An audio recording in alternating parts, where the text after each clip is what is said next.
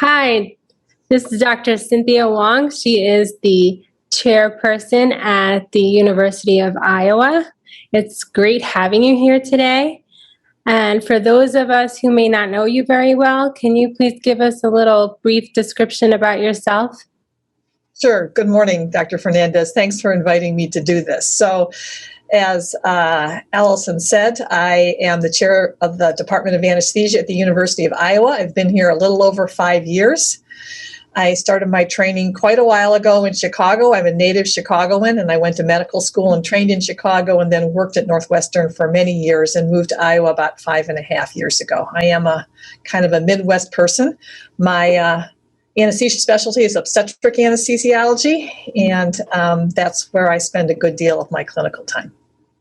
Well, thank you. It's, again, an honor to have you. As we know, anesthesia is still a pretty male-dominated field. How has gender bias changed? Because I'm sure it has changed during even your career. Yeah, so it's still with us. I would say that I didn't pay too much attention to it earlier in my career. I just did what I thought was a good job, and I think I advanced because I did a good job.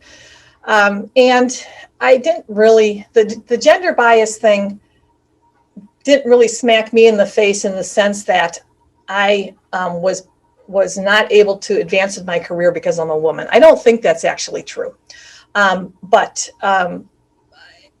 I think I advanced in my career because I was good at what I did. And I don't think that people stopped me because I was a woman. But there is a real problem that there are not enough women in leadership positions, because we all know that organizations are made better by having diverse leadership. And that diversity is gender diversity and ethnic and racial diversity, and we don't have it. We're making slow progress. It's progress, for example, that 50% of medical school classes are women, but it's been that way for 2 decades. And while we have increased the number of women in the lower academic ranks in the past couple of decades, we're not making a lot of progress at the top. There are still the same number of women chairs now than there were 20 years ago. It's stuck at about 10 or 12%. Which means that we've got some work to do if we want to have representative leadership. And that is an obvious goal, right? Because it makes what we do better. It makes our job more fun, number one. It's a little bit hard to be surrounded with men all day, I have to tell you. I love my fellow surgical chairs, but they're all men. And every once in a while, it's kind of nice to get together with the women's chairs, because they just have a different way of looking at things. But that different way of looking at things is important, right? To make us all better at what we do. So again, I don't think anybody smacked me in the face and said, you're not going anywhere because you're a woman. But I think that our organizations are still entrenched with bias that we have to work and get rid of.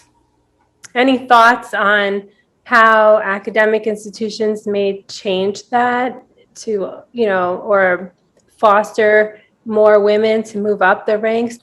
I think we really have to pay attention to it. So I think maybe something that I thought was going to happen is it was just going to happen organically, right? We moved all these women into medical school. There's sort of this mass of people, they're just going to move up the ladder. Well, that obviously did not happen, right? And so it's not the beginning pipeline that we need to work on. I think it's the middle pipeline, right? To get women further than to 50% of medical school classes or the lower ranks of academia. And there's lots of things that we need to identify. And if that's the definition of gender bias, I guess that's what it is, right? That we're not moving people upward into leadership positions, and we have to figure out what that is. We have to be intentional about this. I think we've been unintentional about it for the last couple of decades, and it obviously hasn't worked. And so I would say cautiously optimistic that the things that have happened in the last couple of years have pointed out that we have to be intentional about it. I also feel that once I sort of moved into a position of respect and leadership, I can make a little bit more noise than I made about it in the past. So I think there's a fine line that we're walking here, right? As young people, it's a little bit hard to make a lot of noise because you're perceived as a nag. And you haven't established your credibility yet, right?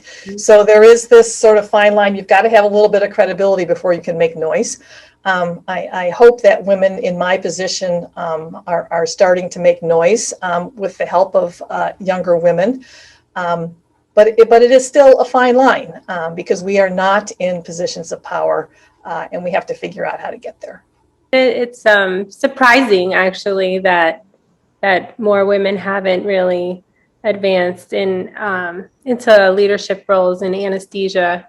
And I wonder if that actually may impact more women entering the specialty, because we don't really have as many women in leadership positions maybe as in other specialties. I don't know if that's true, but that could be a problem. Well, that's the first big step, right? So there 50% of medical school classes are women, only 36% of residency classes are women. So that the pipeline went down right there, right? And so that is one thing we definitely have to work on. And what is it that causes women not to want to go into anesthesiology, which you and I know is a great specialty, right?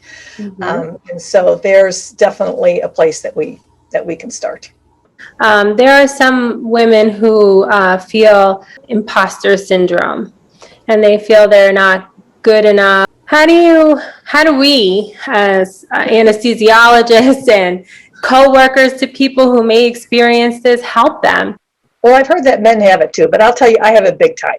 And I actually think that lots of people have it big time. And I think you just have to work your way through it, right? You have to have some confidence that what you're doing is going to make things better. Eventually you will get rewarded for that. You will get confirmation that something that you did make things better, and that helps a little bit. But I got to tell you, I'm continually surprised when people say to me, oh, something you said 15 years ago made a big difference in my life. And I'm thinking, wow, that's pretty cool. But I would have never thought when I said it 15 years ago that it was going to make a big difference in somebody's lives, right? And so I think continually confirming for each other that we're doing something that's important. When people say to me, that was a really, again, nice thing that you said to me 15 years ago, that helps me think that I'm doing the right thing and maybe I'm not an imposter. So mutual support, I would say. Confirming for other people, telling other people that they're doing a good job, I think is critically important. And probably having a little bit of imposter syndrome is a good thing. Otherwise, we'd be labeled as arrogant, which I think is probably not good. I think it's probably a little bit better to think I could do better, I can do better. And I'm not sure we should say we don't deserve to be in this position, because I don't think that that's true. Although I guess that's what imposter syndrome is, thinking that you don't deserve to be there. I think you just have to power through that. We all deserve to be there, right? If we do a good job, we all deserve to be there. And so the trick is doing your best, I think, and powering through the imposter part of it. If you're doing your best, you're not an imposter. Yeah. And I think it's what you said is true. We don't give enough accolades, for a better word, to each other, like what a great job they're doing, and a lot of times there's a lot of reporting systems that focus on things that don't work or are negative. Yes. Maybe not enough on how good people are doing. As an accomplished leader in the field of anesthesia, what advice would you give to your younger self? I didn't know the answer to that question either.